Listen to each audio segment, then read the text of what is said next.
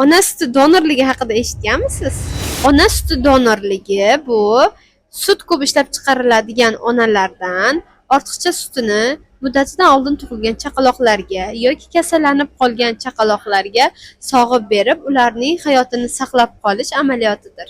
Amerika Pediatriya akademiyasi ma'lumotlariga qaraganda, donor sut yoki ona suti muddatidan oldin tug'ilgan chaqaloqlarda hamda chaqaloqlarda ko'p uchraydigan nekrotik enterokolit, ya'ni nek kasalligini 50-77% gacha xavfini kamaytiradi.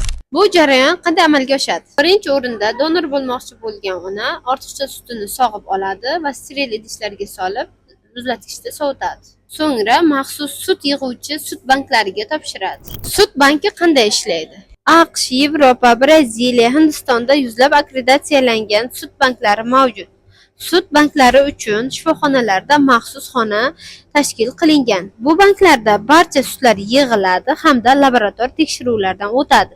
Ya'ni virus va bakteriyalar pasterizatsiya yo'li bilan yo'q qilinadi.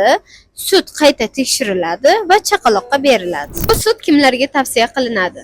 Muddatidan oldin tug'ilgan chaqaloqlarga, onasi vafot etgan yoki kasal bo'lib qolgan bolalarga, onasi ayrim sabablarga ko'ra emizolmaydigan chaqaloqlarga yoki onasida sut ishlab chiqarilmaydigan bolalarga tavsiya etiladi. Donor onalar uchun qo'yiladigan shartlar quyidagilar.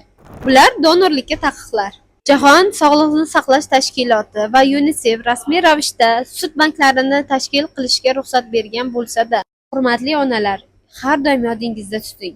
Farzandingiz uchun eng to'g'ri tanlov bu ona suti. Yuqorida sanab o'tgan holatlarimdagina donor suti, agar u ham bo'lmasa, shifokor tavsiyasi bilan qo'shimcha sutlar tavsiya etiladi.